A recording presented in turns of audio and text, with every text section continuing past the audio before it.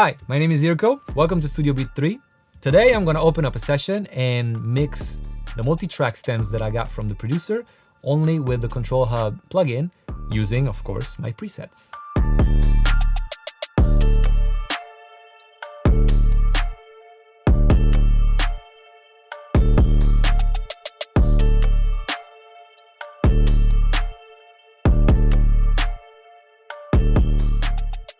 Okay, let's get familiar with the multi-track and the actual song as it's presented. This is an instrumental, 4 bars.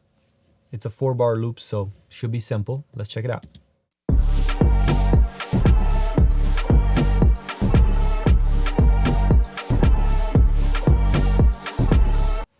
Okay, let's get familiar with the tracks. Up top, I have music.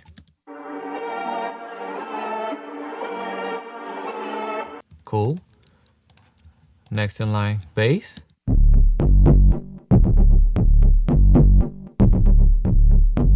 Stank face for sure. And then we got drums with kick.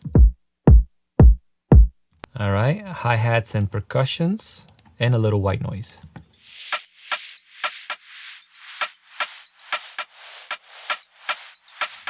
Cool. First thing, let's trim everything down. I want to make sure I'm giving enough room, enough headroom so that we can have the kick drum sitting up top, see, like up here, but it's still surrounded by all the elements that we gotta mix everything together with, right? So let's check it out.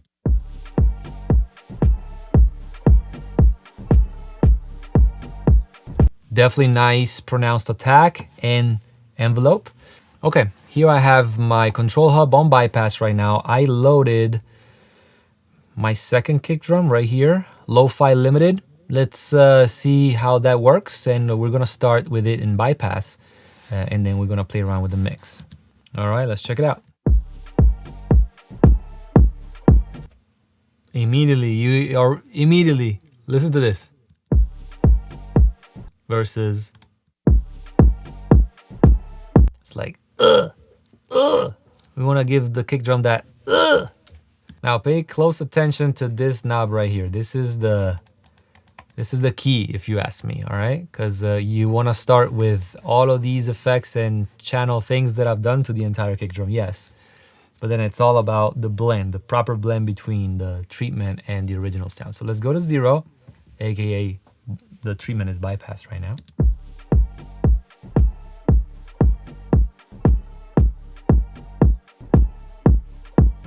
So I went from 0 to 100. I will keep it at 100, but it might be a little too much. And also right now, it's like a long kick with nothing around it. So let's, I would say, let's start with like a 75%. The number doesn't matter, but just to get you an idea, let's start with a lot of this treatment, but not too much, okay? And let's turn up the bass.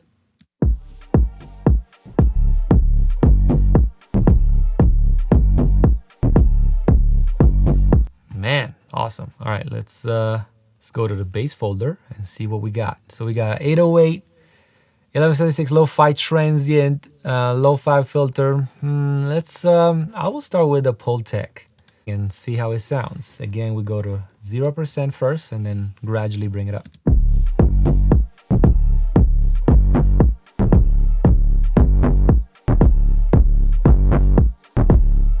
I absolutely adore it, but just to challenge it, let's go and see another few.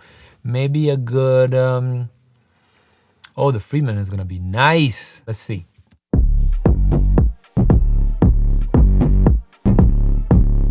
Okay, this is one of those examples where I am at 41% now, and I feel like it's already too much. So let's go maybe 20 and see.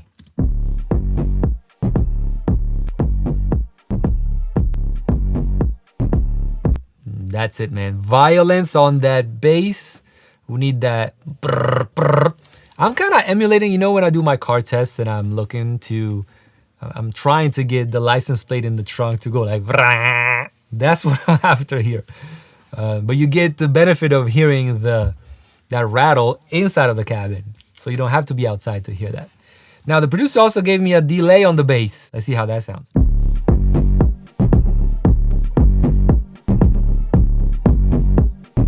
You know what? I'm not doing anything to it. I love it. Let's keep it that way.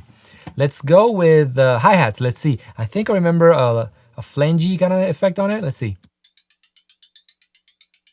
Definitely. So drums folder, preset 26, 7, 8, and so forth. Under the drums folder, we have a lot of hi-hats.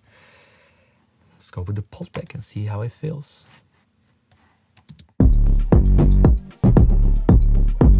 Bringing it up.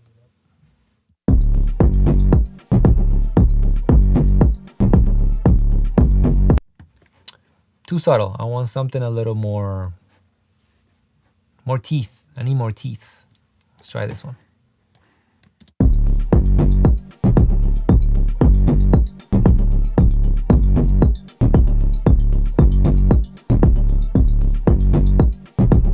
I always say that we don't really care about the numbers, but I got it up to 80% and I was like, I kind of want a little more. Then it became a little too metallic though. So maybe like a good 70% or something like that could do it.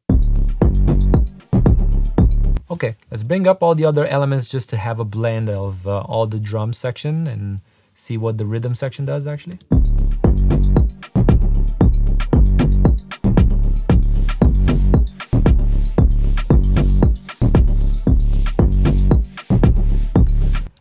Okay, now the hi-hat is way too loud and it also became very bright, right? Which is what I'm after. So let me turn down the hi-hat a little bit. And let's mess around with this rim shot and see what's up. I'm tempted to go through the snare filters, but this 22 clap smash definitely caught my eye. Let's see what happens if I use that one.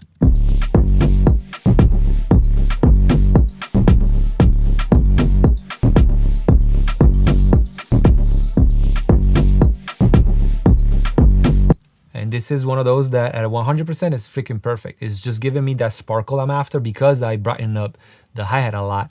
Now, you know, the rim kind of sounded like this a little bit, so we want to make sure that we have a conversation going between the two. And this goes to show that if I made a preset that's called whatever, it doesn't necessarily mean that you have to apply it only on that preset's name. You know, you can use it on anything and get creative with it. Rhythm section is dialed in. We got the kick, we got the rim shots and the hi-hat percussion elements and the bass. Let's bring up the music and see what's up.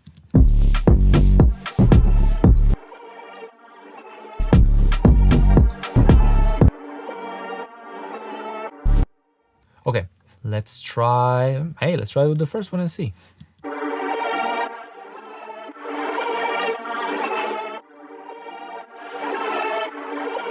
Man, it's so crazy that with one knob, I can totally see my treatment that I would have given to this sound before and after, and it's done. 80% feels right. Let's keep it at that for now, and let's go and explore the different units that are making this treatment.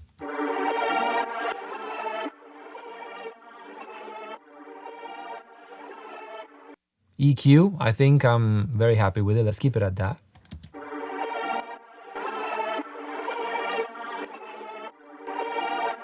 This is really what I'm after. Like this color section is giving me that presence, the harmonic content of the sound, but it's not changing the character of the EQ, if you know what I mean. I really like it. It kind of feels like it's making the sound going from being here to being up here. You know, it's more in your face.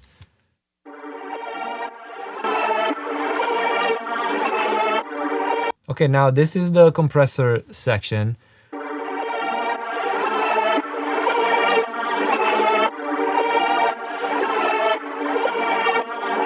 Okay, so I reduced the compression generally speaking, and it's also a little bit slower now. So that dynamic, quick, wobbly thing doesn't trigger the detector of the compressor, and that's okay. See what I got on the master EQ?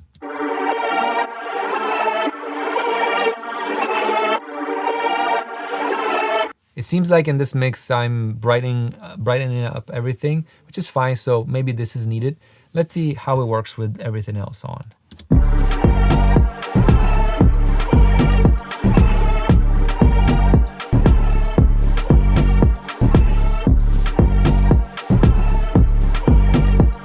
while we at it, let's go back to the kick drum and let's see what we got on the high end of that. It seems like we don't have much going on there. So let's explore once again.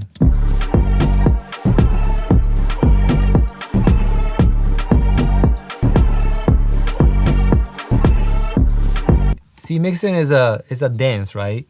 You do something here. Now, because you did that here, you're probably gonna have to revisit whatever's happening there, you know? So this is how I feel about this kick drum. In the beginning, we were talking about how I like that attack and I wanna have more prominence of that attack for the kick drum. Now I feel like most likely because I have all the other elements up and a lot of them we made brighter after a little bit of that on the kick, right? So this kind of does it. I might have overdone it a little bit, so let's see if I still like it.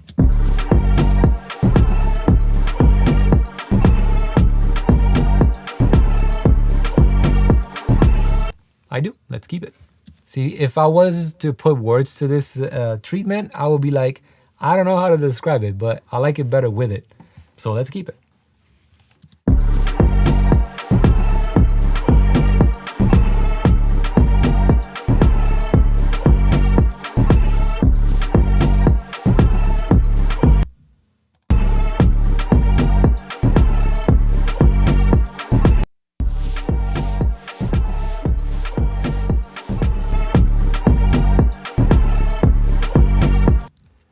For those that follow me online, you guys know I have a bunch of memes about the before and after of my mixes.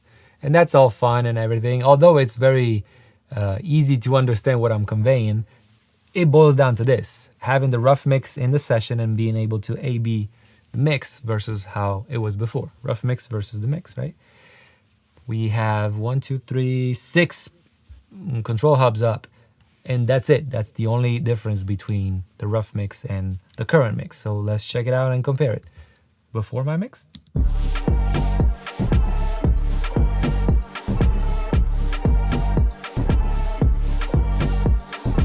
After my mix.